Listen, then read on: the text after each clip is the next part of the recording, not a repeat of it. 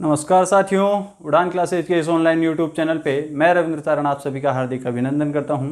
साथियों, भारतीय संविधान और राज्य व्यवस्था की जो सीरीज हम लेकर चल रहे हैं, इसी कड़ी में आज हम चर्चा करना चाह रहे हैं भारतीय संविधान के भाग 3।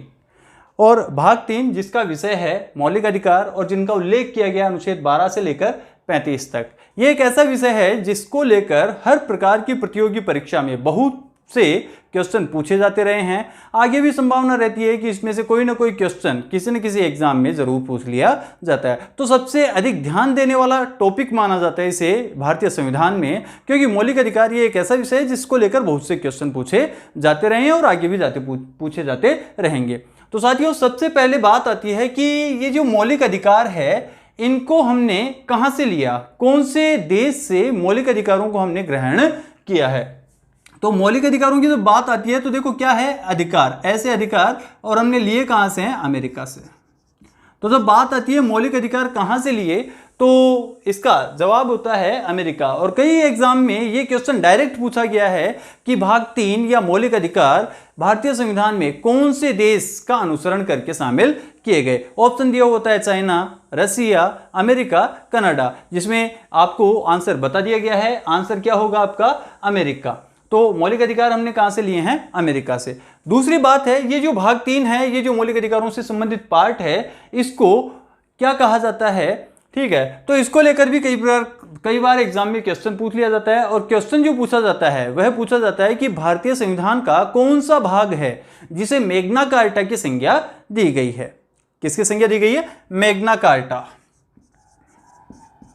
Magna carta. तो ये मैग्ना कार्टा है क्या, ठीक है, और इसकी संज्ञा या ये कौन से भाग को कहा गया है। तो सबसे पहले तो मैं आपको बता देना चाहता हूं कि भारतीय संविधान के भाग 3 को मैग्ना कार्टा कहा जाता है। जो हमारे अधिकारों से संबंधित भाग 3 है, इस भाग 3 को भारतीय संविधान का मैग्ना कार्टा कहा जाता है। अब आपके मन में एक क्वेश्चन उठ रहा होगा कि इसे मैग्ना कार्टा क्यों कहा जाता है, क्या वजह है जिसकी वजह से इसे मैग्ना कार्टा कहा जाता है। तो दोस्तों, इसकी पड़ताल के लिए या यह जानकारी प्राप्त करने के लिए हमें थोड़ा समय को पीछे जाना पड़ेगा और हम बात करते हैं यहां पे ब्रिटेन की।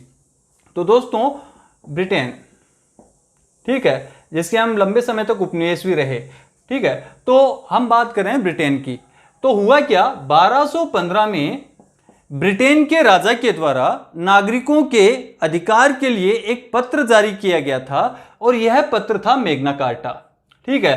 तो 1215 में क्या हुआ, 1215 में ब्रिटेन में, ठीक है, राजा के द्वारा एक नागरिक अधिकार पत्र जारी किया गया, ठीक है। और ये जो नागरिक अधिकार पत्र था यही था क्या, मैग्ना कार्टा।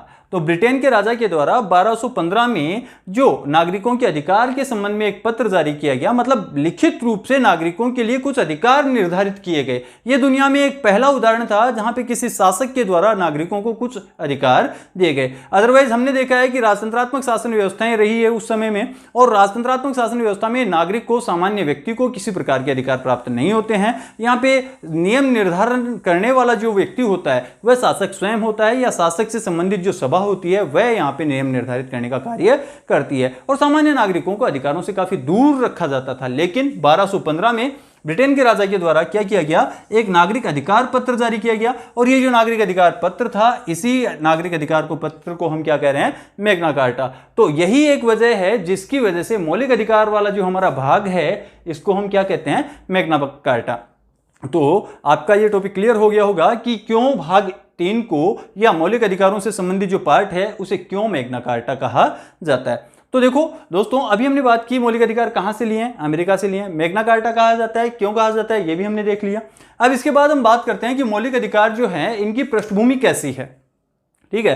कई बार एग्जाम में यह भी क्वेश्चन पूछ लिया जाता है कि मौलिक अधिकारों की पृष्ठभूमि किस प्रकार की है, क्या इनकी पृष्ठभूमि सकारात्मक है या इनकी पृष्ठभूमि नकारात्मक है, ठीक है। तो अगर बात की जाए मौलिक अधिकारों की पृष्ठभूमि की, तो मौलिक अधिकारों की पृष्ठभूमि जो है, ठीक है, यह पृष्ठभूमि कैसी है, नकारात्मक। अब आपके मन में ये प्रश्न उठा होगा कि मौलिक अधिकार तो नागरिक के अधिकारों को बढ़ाते हैं, तो सकारात्मक होना चाहिए, ये नकारात्मक क्यों है। तो ये नकारात्मक इसलिए हैं क्योंकि राज्य की शक्ति को सीमित करते हैं। ठीक है, मतलब ये राज्य के विरुद्ध नागरिक को प्राप्त हैं क्या? अधिकार। इसी वजह से मौलिक अधिकारों की पृष्ठभूमि कैसी है? नकारात्मक है। एग्जाम में आपको इस क्वेश्चन का भी सामना करना पड़ सकता है, तो तरीके से ध्यान देना इस बात पे थोड़ा। बात क्या है कि मौलिक अधिकारों की पृष्ठभूमि किस प्रकार की है? तो मौलिक अधिकारों की पृष्ठभूमि होती है नकारात्मक। क्यों है नकारात्मक? तो कारण है कि यह राज्य की शक्ति को सीमित करते हैं, ये राज्य की शक्ति को पाबंदित करते हैं, ये राज्य के विरुद्ध नागरिक को प्राप्त हैं। अतः मौलिक अधिकारों की पृष्ठभूमि कैसी है? नकारात्मक होती है। दूसरी बात यह होती है कि क्या मौलिक अधिकार वाद योग्य है? क्या इनको लेकर न्यायालय में वाद लाया जा सकता है? तो जी हां दोस्तों, मौलिक अधिकार वाद योग्य हैं। ठीक है, क्या है? वाद योग्य हैं। ठीक है, अब वाद योग्य का मतलब क्या है कि अगर किसी व्यक्ति के मौलिक अधिकारों में किसी प्रकार से कटौती हो रही है तो यह उसका अधिकार है कि वह न्यायालय से इसकी सुरक्षा की मांग करे। मतलब उसको अधिकार दिया गया है कि अगर किसी व्यक्ति के अधिकारों में कटौती होती है तो न्यायालय का दायित्व होगा कि वह नागरिक के अधिकारों की रक्षा करे। तो इस प्रकार मौलिक अधिकार क्या है? वाद योग्य भी हैं। तो अभी हमने देखा कि मौलिक अधिकार सबसे पहले कहां से लिए? अमेरिका से लिए। भाग 3 को और क्या कहा जाता है? मैग्ना कार्टा कहा जाता है। कहां से लिए? अमेरिका से। फिर हमने देखा कि मौलिक अधिकारों की पृष्ठभूमि नकारात्मक है तथा ये वाद योग्य है। ठीक है, अब दोस्तों हम बात करते हैं कि मौलिक अधिकार जो है ये कहां से कहां तक उल्लेखित किए गए हैं। तो मौलिक अधिकारों का अगर बात की जाए तो उल्लेखित किए गए हैं अनुच्छेद 12 से लेके अनुच्छेद 35 तक। ठीक है, लेकिन अगर मौलिक अधिकारों की बात की जाए तो वो है 14 से लेके 32 तक। तो 12-13 में क्या होगा? 12 और 13, ये प्रश्न चिन्ह उठता है आपके मन में कि 12 में क्या है, 13 में क्या है, क्योंकि कई बार मैंने ये देखा है कि अधिकतर ध्यान दिया जाता है केवल 14 से 32 तक, लेकिन क्वेश्चन कई बार 12 और 13 में से भी पूछ लिया जाता है। तो सबसे पहले मैं क्लियर करना चाहूंगा कि सबसे पहले अगर बात की जाए अनुच्छेद 12 की, मैं बात कर रहा हूं यहां पे अनुच्छेद 12। ठीक है, और अनुच्छेद 12 की अगर बात की जाए तो इसमें किस बात का उल्लेख किया गया है? अनुच्छेद 12 जो है इसमें उल्लेख किया गया है राज्य की परिभाषा। किसका उल्लेख किया गया है? राज्य की परिभाषा। मतलब राज्य क्या होगा? क्या ये एक निश्चित मैप जो हम भारत का राजनीतिक नक्शा जिसे हम कहते हैं, क्या इसे राज्य कहा जाएगा? क्या भारत के सभी राज्य, सभी केंद्र शासित प्रदेश को यहाँ पे राज्य से इंगित किया गया है? ठीक है जी नहीं दोस्तों, यहाँ पे केंद्र सरकार, राज्य सरकार तथा स्थानीय सरकार, स्थानीय निकाय जिन्हें हम कहते हैं, इन सभी को राज्य के रूप में पहचान दी गई है। मतलब इन सभी को राज्य के रूप में इंगित किया गया है। तो स्थानीय, केंद्र सरकार, राज्य सरकार और स्थानीय सरकार, जिसे हम स्थानीय स्वशासन की संस्थाएं भी जिन्हें हम कहते हैं, तो ये सभी राज्य के रूप में समझे जाएंगे। इसके बाद हम बात करते हैं अनुच्छेद 13। और क्या कहता है अनुच्छेद 13? ठीक है, तो अनुच्छेद 13 जो है वह कहता है कि ऐसी विधियां जो मौलिक अधिकारों में कटौती करती है वे वहां तक शून्य होंगी जहां तक मौलिक अधिकारों में कटौती करती है। ओके, तो दोस्तों आर्टिकल 13 यहां पे बात की गई है कि मौलिक अधिकार जो हैं, ठीक है, इनमें कटौती करने वाली विधियां जो है वो वहां तक शून्य होगी जहां तक इसमें वो क्या करती है, कटौती कर सकती है। और इस बात को लेकर समय समय पे विभिन्न व्याख्याएं सामने आई। अगर बात की जाए आच्छादन के नियम, जो कि मैडम भीकाजी कामा के द्वारा दिया गया, भीकाजी कामा के द्वारा प्रस्तुत किया गया, तो इसी से जुड़ा हुआ है। मतलब यहाँ पे कहा गया है कि अगर मौलिक अधिकारों का हनन करती है कोई विधियां, मतलब संसद के द्वारा कोई विधि बनी और ये बनने वाली विधि या ये कानून व्यक्ति के अधिकारों में कटौती करता है, तो क्या ये जायज माना जाएगा? इसका अर्थ यह भी लगाया गया है कि क्या मौलिक अधिकारों में कटौती की जा सकती है, क्या उनमें परिवर्तन किया जा सकता है, जिसे हम अभी आगे देखेंगे। तो सबसे पहली बात तो मौलिक अधिकारों में कटौती करने वाली विधियां वहां तक शून्य होगी जहां तक भी मौलिक अधिकारों में कटौती करती है। ओके, एक तो बात ये कि संसद जो विधि बनाएगी वो सभी लोगों के लिए एक समान होगी।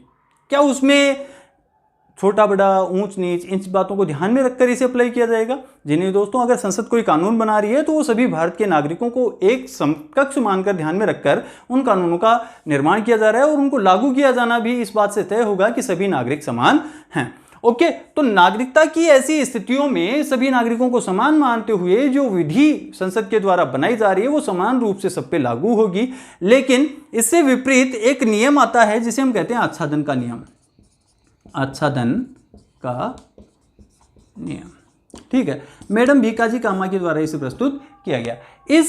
इसे एक तरीके से इसका अपवाद भी माना जाता है। कहा गया इसमें कि अगर कोई विधि किसी व्यक्ति विशेष के अधिकारों में कटौती करती है तो वह विधि व्यक्ति विशेष के संबंध में सीमित मानी जाएगी। मतलब यहां पे व्यक्ति विशेष को सुरक्षा प्रदान की गई है। ओके, ये वैसी स्थिति है जैसे आप बारिश में निकल रहे हो और आपको लग रहा है आप बारिश से भीग रहे हो तो आपने छाता खोल लिया, मतलब आप उससे आच्छादित हो गए। वैसी ही बात अगर संसद के द्वारा कोई विधि बनाई गई है और ये विधि सभी व्यक्तियों के लिए समान रूप से लागू है लेकिन किसी व्यक्ति विशेष के अधिकारों पर इसका विपरीत प्रभाव पड़ रहा है जिससे वो अपने मौलिक अधिकारों से वंचित हो रहा है, तो ऐसी स्थिति में आच्छादन का नियम सामने आया।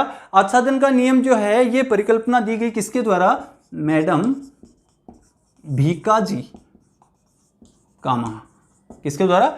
मैडम भीकाजी कामा के द्वारा आच्छादन का नियम जो है ये रखा गया। ओके, तो आच्छादन का नियम क्या कहता है कि अगर व्यक्ति विशेष के अधिकारों में कटौती हो रही है तो उसको उससे सुरक्षा मिल सकती है। ओके, अब इसके बाद अगर हम बात करें तो आर्टिकल 13 जो है इससे जुड़े कुछ अन्य विषय भी हैं जिन्हें हम आंशिक विभेदीकरण, ठीक है, या न्यायिक पुनरावलोकन के रूप में भी देखते हैं। ठीक है, तो पहली बात तो ये आंशिक विभेदीकरण क्या है? क्या है आंशिक विभेदीकरण? ठीक है, हम बात करें यहाँ पे आर्टिकल 13 की। ठीक है, अभी हमने बात की यहाँ पे आच्छादन का नियम और अब हम बात कर रहे हैं आंशिक विभेद का नियम। मतलब क्या है कि संसद के द्वारा कोई कानून बनाया गया और आपको पता है कि हमारी न्यायपालिका जो है वो बने हुए कानून की समीक्षा कर सकती है, उसका पुनरावलोकन कर सकती है। तो न्यायपालिका के द्वारा उस बने हुए कानून को दो भागों में बांटा जा सकता है। ठीक है, उसका दो भागों में क्या किया जा सकता है? विभेद किया जा सकता है। और इस आंशिक विभेदीकरण के नियम के तहत न्यायपालिका उसे दो भागों में बांटते हुए एक भाग जैसे हो गया उसका वैध और दूसरा हो गया उसका अवैध। ठीक है, जो वैध भाग है वो प्रभावी रहेगा और जो अवैध हिस्सा है वो वहां से हटा दिया जाएगा। मतलब संसद के द्वारा कोई कानून बनाया गया और ये कानून जो है इसकी समीक्षा की जाती है हमारी न्यायपालिका के द्वारा। न्यायपालिका इस कानून का परीक्षण करते हुए देखती है कि इसका कौन सा हिस्सा तो उचित है, जो प्रभावी रहना चाहिए, और कौन सा हिस्सा है जो व्यवस्थाओं के अनुकूल नहीं है या संवैधानिक व्याख्याओं के अनुकूल नहीं है। तो यहाँ पे न्यायपालिका उस बने हुए कानून को वैध तथा अवैध दो हिस्सों में बांट देती है और इसे ही हम क्या कहते हैं? आंशिक विभेदीकरण का नियम कहते हैं। और आंशिक विभेदीकरण का ये जो नियम यहाँ पे देखा गया, यहाँ पे अप्लाई क्या हो रहा है? न्यायिक पुनरावलोकन। मतलब क्या है? संसद के द्वारा बने हुए कानून की जब न्यायपालिका के द्वारा जांच की जाती है या न्यायपालिका के द्वारा खुद अपने द्वारा पूर्व में दिए गए किसी निर्णय को पुनः जांच के लिए अपने सामने रखा जाता है तो उसे हम क्या कहते हैं? न्यायिक पुनरावलोकन। न्यायिक पुनरावलोकन। ठीक है, तो आंशिक रूप से न्यायिक पुनरावलोकन का उल्लेख भी देखने को मिलता है। कहां पे? आर्टिकल 13 में। स्पष्ट रूप से उल्लेख नहीं है लेकिन आंशिक रूप से इसका भी प्रभाव यहां पे देखने को मिल सकता है, क्योंकि यही वो स्थिति है जिसके जरिए हमारी न्यायपालिका संसद के द्वारा बने हुए नियम या कानूनों की जांच कर सकती है और उनमें बदलाव के लिए संकेत दे सकती है। ओके, तो इस प्रकार यहां पे क्लियर होता है आर्टिकल 13। ओके, अब इसके बाद शुरू होते हैं हमारे मौलिक अधिकार। अभी हमने बात की थी कि मौलिक अधिकार सामान्यतः कहां से कहां तक दिए गए हैं? अनुच्छेद 14 से लेकर 32 तक। कहां से दिए गए हैं? 14 से लेकर 32 तक। तो एक प्रश्न हमारे मन में उठता है कि मौलिक अधिकारों की संख्या कितनी है। ठीक है, तो मौलिक अधिकार वर्तमान में कितने हैं? 6। ठीक है, जिस समय हमारा संविधान लागू हुआ, संविधान या फिर हम बात करें मूल संविधान में कितने थे? 7 थे। एक जो है इसे हटा दिया गया, -1 किया गया। ठीक है, और यह था संपत्ति का अधिकार, संपत्ति का अधिकार। ठीक है, अब आपके सामने प्रश्न होता है कि संपत्ति का अधिकार क्या मौलिक अधिकार है? जी हाँ दोस्तों, मूल संविधान में तो इसे मौलिक अधिकार का दर्जा दिया गया था, लेकिन क्या वर्तमान में ये मूल अधिकार है? जी नहीं दोस्तों, संपत्ति का अधिकार वर्तमान में मूल अधिकार नहीं है। तो ये किस प्रकार का अधिकार है? ठीक है, इसे अनुच्छेद 300 क के तहत क्या कर दिया गया? कानूनी अधिकार बना दिया गया, कानूनी अधिकार का दर्जा दे दिया। तो वर्तमान में संपत्ति का अधिकार मूल अधिकार नहीं है, इसे अनुच्छेद 300 क के तहत एक कानूनी अधिकार का दर्जा दे दिया। तो ये परिवर्तन जो हुआ कि इसे मूल अधिकार से हटा दिया गया, इसे एक कानूनी अधिकार बना दिया गया, ये परिवर्तन कब हुआ? ये परिवर्तन हुआ 1978 में। ठीक है, और संशोधन था कौन सा? 44वें संशोधन। ठीक है, तो 44वें संविधान संशोधन 1978 के द्वारा संपत्ति के अधिकार को हटा दिया है। देखो 44, इसकी बनावटी देखो, 44 पैसे पैसे। ठीक है भाई, पैसे ही पैसे की बात हो रही थी, मतलब अमीर कौन? जिसके पास पैसे ही पैसे होंगे। ठीक है, जिसके पास क्या होंगे? पैसे ही पैसे होंगे। और इसे हटा दिया गया, मतलब ये पैसे ही पैसे वाली जो बात थी, ये जो अधिकार था, इसको हटा दिया गया। कब हटाया गया? 1978 में। तो मात्रा हटा दी, बच गया क्या? पैसे ही पैसे की जगह क्या रह गया? 44। मतलब 44वें संविधान संशोधन में इस संपत्ति या ये जो पैसे की अवधारणा बनी हुई थी, इसको क्या कर दिया? हटा दिया। ठीक है, अब आपको एक और चीज याद रखने में आसानी होगी। कब हटाए? 1978 में। देखो 4 + 4 कितने होते हैं? 8। कई बार एक बड़ा कंफ्यूजन हो जाता है, लोग कंफ्यूज हो जाते हैं 42वां संशोधन कब हुआ, 44वां संशोधन कब हुआ। मैं स्पष्ट कर देना चाहूंगा यहां पे एक बात। देखो 4 + 2 बराबर क्या होते हैं? 6। तो 1976 में हुआ 42वां संशोधन। ठीक है, 4 + 4। ठीक है, यहां पे बात क्या करते हैं? 4 + 4 कितने होते हैं? 8। 1978 में हुआ कौन सा? 44वां संविधान संशोधन। कई बार प्रत्यक्ष रूप से एग्जाम में यही क्वेश्चन पूछा गया है, केवल सन पूछ लिया गया है कि 44वां संविधान संशोधन कब हुआ। ठीक है, तो आंसर होता है 1978। 42वां संविधान संशोधन कब हुआ? तो आंसर होता है 1976। ठीक है, और जो जवाब है वो इन शब्दों में, इन अंकों में ही छिपा हुआ है। ठीक है, 42 मतलब 4 + 2, 44 मतलब 4 + 4। ऐसे करके ही आप इसका आंसर डायरेक्ट जो है वो राइट कर सकते हैं। तो हम बात कर रहे थे कि संपत्ति के अधिकार को 44वें संविधान संशोधन 1978 के द्वारा हटा दिया। तो जब एक अधिकार हट गया तो वर्तमान में कितने हैं अधिकार? वर्तमान में हैं 6 मौलिक अधिकार। ओके, अब हम बात करेंगे ये 6 मौलिक अधिकार जो हैं ये कौन कौन से हैं। ठीक है, तो 6 जो मौलिक अधिकार है, देखो आवश्यकता यहां पे ये होती है कि हमें एक सीक्वेंस में ये याद रहे। कैसे हो? एक सीक्वेंस में, मतलब एक श्रृंखला में हमें ये मौलिक अधिकार याद हो। तो श्रृंखला की जब हम बात करते हैं तो मैं एक लाइन लिखता हूं यहां पे, जिससे सहज ही ये हमें याद हो सकते हैं। जैसे स, स्व, सो, ध, शिक्षा, संवैधानिक। ओके, मतलब स, स्व, सो, ध, शिक्षा, संवैधानिक। ठीक है, मतलब स्व मतलब स, स्व मतलब खुद पर, शोध है मतलब शोध करो, कैसे? शिक्षा के द्वारा, और जो जिससे क्या होगा? आपका संवैधानिक ज्ञान जो होगा वो दिन प्रतिदिन क्या होगा? बढ़ता जाएगा। तो मतलब सभी लोग स्व पर शोध कीजिए। किसके द्वारा? शिक्षा के द्वारा, जिससे क्या होगा? आपका संवैधानिक ज्ञान जो है वो दिन प्रतिदिन बढ़ता चला जाएगा।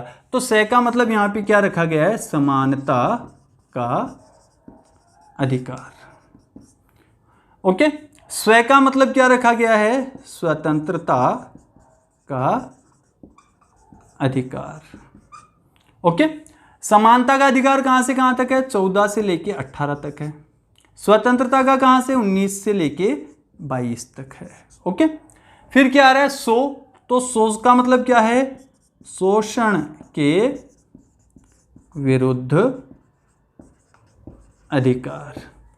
कहां से कहां तक है, 23 से लेके 24 तक, अनुच्छेद 23 से लेके अनुच्छेद 24 तक किसका उल्लेख है, शोषण के विरुद्ध अधिकार। फिर आ रहा है धार्मिक स्वतंत्रता का अधिकार, धार्मिक स्वतंत्रता का अधिकार कहां से कहां तक है, अनुच्छेद 25 से लेके 28 तक।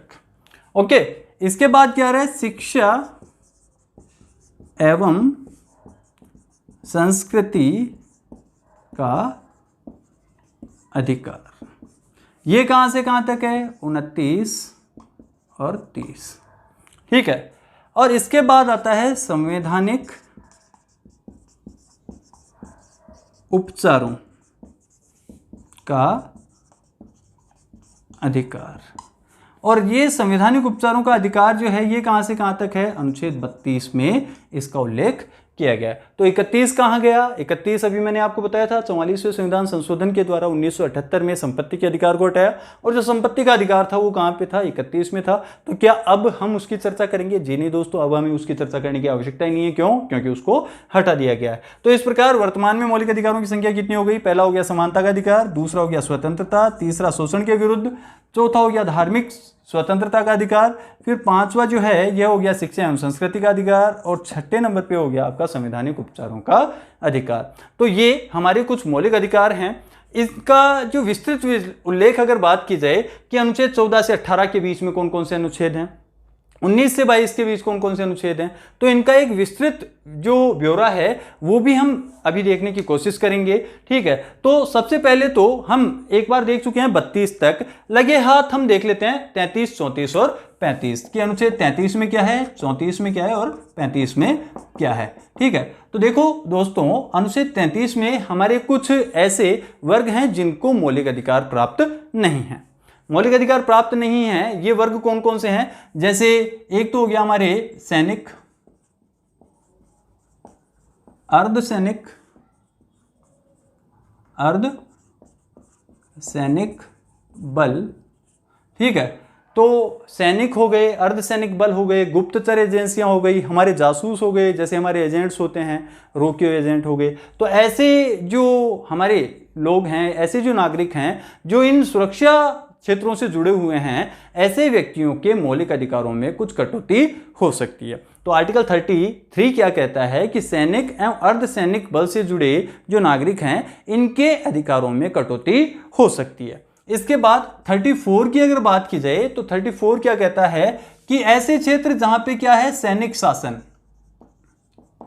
ठीक है, सैनिक शासन जहां पे है, मतलब ऐसे क्षेत्र जहां पे मार्शल लॉ लागू है। क्या है, मार्शल लॉ। मार्शल लॉ का मतलब आप जानते ही हो, सैनिक शासन जिसे हम कहते हैं। तो मार्शल लॉ प्रभावित क्षेत्रों में नागरिकों के मौलिक अधिकारों में कटौती की जा सकती है। और ये जो सैनिक शासन है इन्हें लागू किया जाता है AFSPA, अफस्पा। ठीक है, आर्म्ड फोर्स स्पेशल, ठीक है, प्रोटेक्शन एक्ट। ठीक है, तो ये जो अफस्पा है, इस अफस्पा को 1958 में, कब, 1958 में सबसे पहले इनको लागू किया गया था। ठीक है, तो armed force special power act जिन्हें हम कह रहे हैं, ये एक्ट 1958 में सबसे पहले लागू किए गए थे, इनको सबसे पहले प्रभावी किया गया था। और इस एक्ट में सैनिक शासन से संबंधित क्षेत्रों के संबंध में व्यवस्था है कि ऐसे क्षेत्रों में नागरिकों के मौलिक अधिकारों में कटौती हो सकती है। फिर 35 की बात करें तो इसमें संसद के द्वारा मौलिक अधिकारों के संबंध में नियम बनाए जाने की व्यवस्था है। तो आर्टिकल 35 क्या कहता है कि संसद के द्वारा मौलिक अधिकारों में के संबंध में नियम बनाए जा सकते हैं। ओके, तो इस प्रकार अभी हमने एक मोटे तौर पे हमने चर्चा की है कि विभिन्न अनुच्छेद जो हैं इनमें क्या दिया गया है और कहां से कहां तक कौन से अनुच्छेद, कौन सा अधिकार हमें दिया गया है। हमने बात की 6 मौलिक अधिकारों की। 6 मौलिक अधिकारों में समानता का अधिकार है, जिसमें स्वतंत्रता का, शोषण के विरुद्ध अधिकार, धार्मिक स्वतंत्रता का अधिकार, शिक्षा एवं संस्कृति का अधिकार, संवैधानिक उपचारों का अधिकार। साथ ही हमने कोशिश की है एक मोटा नजरिया देने की, जिसमें हमें प्रारंभिक रूप से ये एक अंदाजा हो जाए कि कौन सा अधिकार कौन से अनुच्छेद से कौन से अनुच्छेद तक रखा गया है। इसके बाद विभिन्न अनुच्छेदों पर एक श्रृंखलावार वीडियो जो होगा उसमें हम चर्चा करेंगे कि अनुच्छेद 14 से लेकर 18 तक कौन से आर्टिकल हैं जो समानता के अधिकार में है। जैसे अभी हम बात करें कि विधि के समक्ष समानता है, भेदभाव निषेध है, ठीक है, लोक नियोजन का अधिकार है, अस्पृश्यता का अंत है, ठीक है,